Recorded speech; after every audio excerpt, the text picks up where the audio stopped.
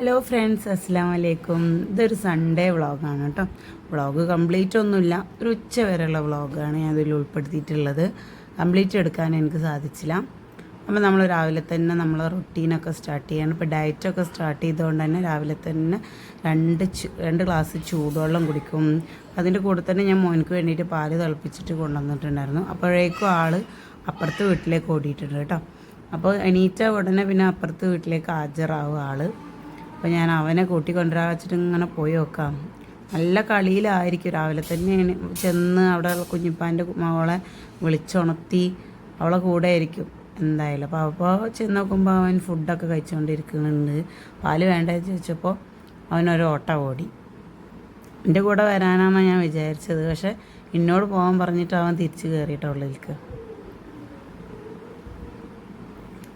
പാല് കുടിക്കാൻ കൂട്ടാക്കുന്നതാണ്. കാരണം അവിടുന്ന് ഫുഡ് കഴിച്ചുകൊണ്ടിരിക്കുകയായിരുന്നു. അപ്പോൾ പിന്നെ പാലൊന്നും വേണ്ട എന്നുള്ള ഒരു ലെവലിൽ അവനിങ്ങനെ പോയിക്കൊണ്ടിരിക്കുക.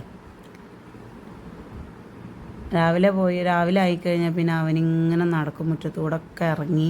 എൻ്റെ കൂടെ ഒരാൾ വേണമെന്നുള്ളൂ, പക്ഷെ അവനിങ്ങനെ കളിച്ചുകൊണ്ട് നടക്കും. പിന്നെ ഞാൻ വീട്ടിലേക്ക് തിരിച്ച് വന്ന് എൻ്റെ കാര്യങ്ങളൊക്കെ നോക്കാൻ തുടങ്ങി.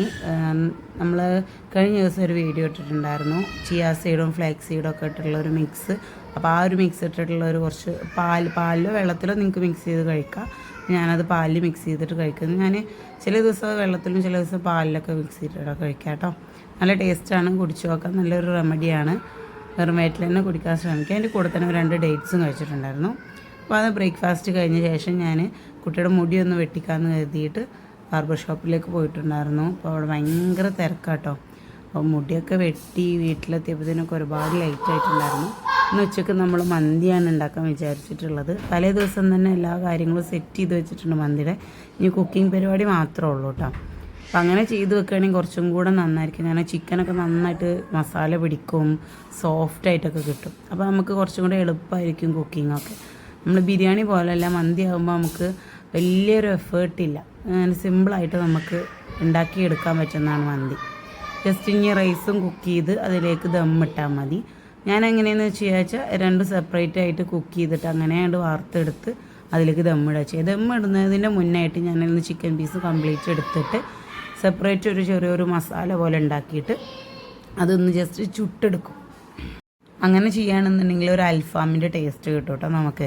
അത് ചുട്ടെടുക്കുമ്പോൾ ജസ്റ്റ് മസാല എങ്ങനെയാണെന്ന് വെച്ചിട്ടുണ്ടെങ്കിൽ ഒരു ഉള്ളിയും തക്കാളിയും കുറച്ച് മല്ലിച്ചപ്പും കറിവേപ്പിലും ഇഞ്ചി വെളുത്തുള്ളിയും പേസ്റ്റൊക്കെ ഇട്ടിട്ട് ഒരു മാഗി ക്യൂബ് ഇട്ടിട്ട് അരച്ചിട്ട് അതിൽ തേച്ച് പിടിപ്പിച്ച് ചുട്ടെടുത്തിട്ടുണ്ടെങ്കിൽ ഒരു അൽഫാമിൻ്റെ ടേസ്റ്റ് ആയിരിക്കും കിട്ടുക.